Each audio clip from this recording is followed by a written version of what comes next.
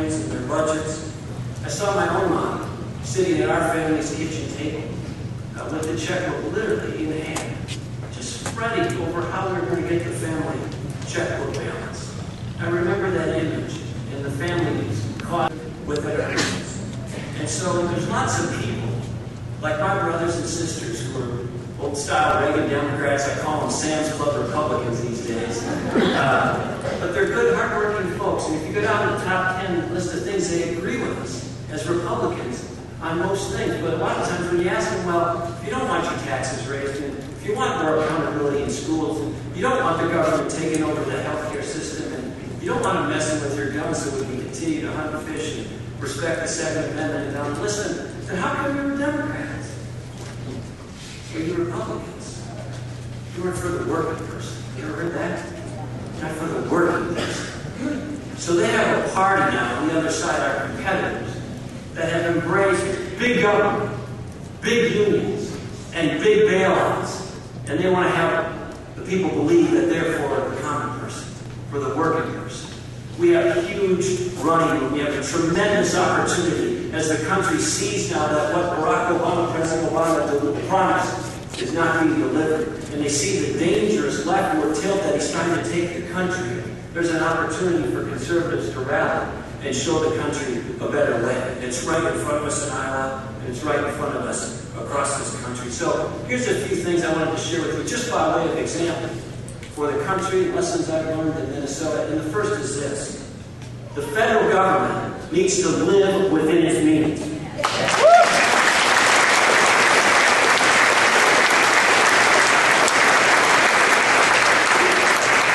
The United States of America is not a beggar nation. We're not going to have our leaders going around the world to sovereign wealth funds and the Chinese pleading with them to buy our debt so we can pay our bills. We need to live within our means, and we've got a deficit and a debt that is growing so fast that I hope it alarms everybody in this room. The only thing growing faster than the federal debt is Chris Matthews' man crush on Barack Obama.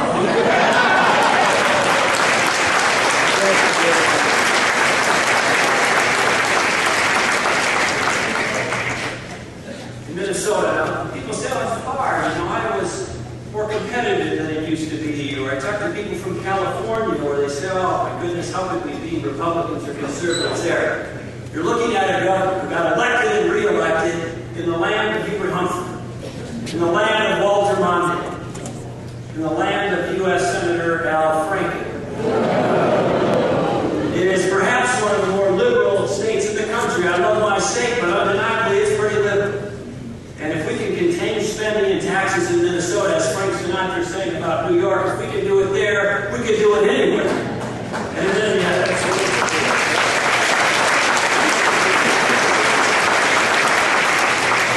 the year 1960, the year I was born. Yeah, that makes me 49 pretty soon. But from 1960 until I became governor, the average 2-year increase in Minnesota's budget was 21%.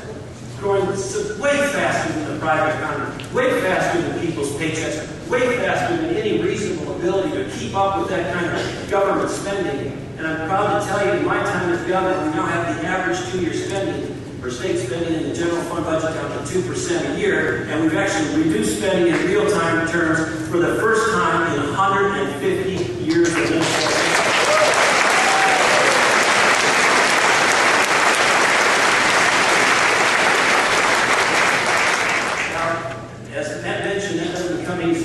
I had to set a record for the most videos in 1 year ever by a Minnesota governor. And so I'm proud of it. You know, pushing up against an overwhelmingly Democratic liberal legislature, and they have billions and billions of dollars in tax increases. They want to get back to that double-digit or 20% spending, and there's no way I'm going to allow that. And when the economy is growing hardly at all or very little, government needs to live within its means, and I think most Americans, most Iowans, most Minnesotans would agree with that point. Second, the federal government and all government needs to focus on the number one thing right now, and that's growing jobs in our state, growing jobs in this country.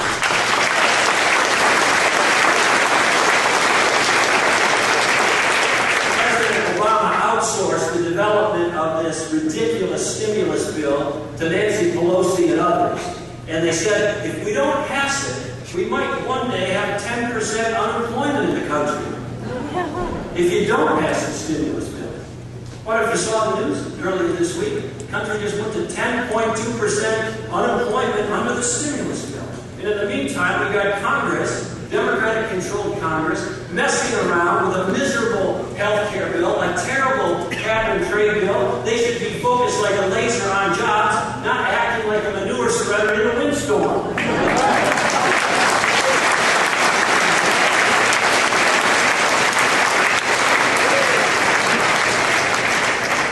As a senior aide to President Clinton once said, it's the economy, stupid. And we've got a Democratic-controlled Congress that is dramatically off course, dramatically misfocused, and they need to get back to jobs. Now, as to how to do that, we won't go through the whole list, but it should include these. The tax cuts that are about to expire should be made permanent. We should get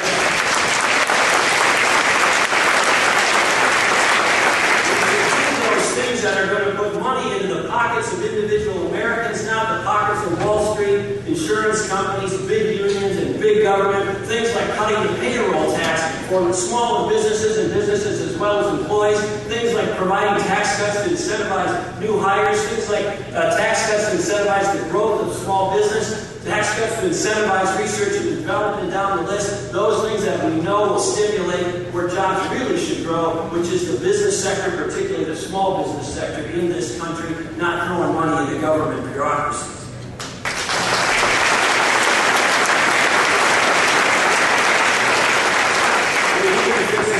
System is busted.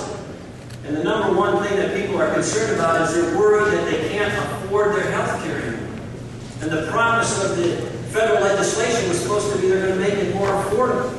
They're going to spend more money on health care in the federal budget, not less. Our premiums are going to go up, not down. They're going to have the federal government making health care decisions. My goodness, unless you're Guantanamo detainee, they can't even give us in a reasonable time a vaccine for the H1N1 virus. How are they going to manage our health care?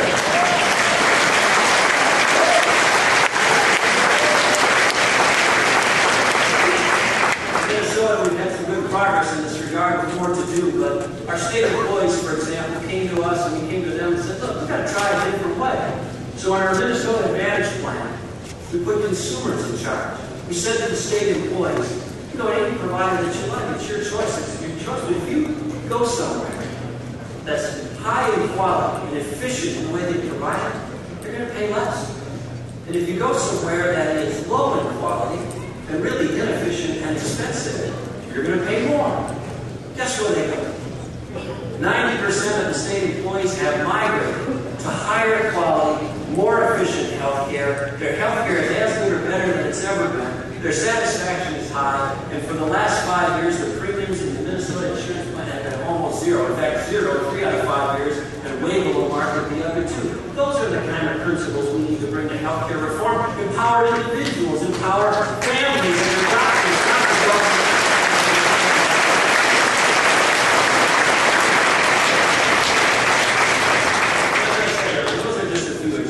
As I said earlier, our country faces great challenges. We're very fortunate to live in the United States of America. This is the freest and most prosperous nation in the history of the world. There have been people all over the globe, I think, who love to have a chance to live in this great country. But we're blessed to live here. We're particularly blessed to live in the heartland of America. And sometimes people call us a flyover area or whatever. Now, I think a couple of our pilots for Northwest Airlines have just a little too serious. On Flight 188, I mean, they flew 150 miles right over. But they also call us the heartland for a reason. This is the place where there's some core values that are taken very sincerely and very deep. Values of worship, and values of faith, and values of family, and values of hard work, and patriotism, and appreciation, and understanding for the importance of freedom, appreciation for the importance of individual responsibility, and understanding that government shouldn't crowd out what should be done by individuals in the private market. And I also think, before I close, we should remember one other thing, and that is the importance of thanking and acknowledging God. Now, there are some folks who say, oh, you don't bring that up, it's provocative, it's politically incorrect, or whatever.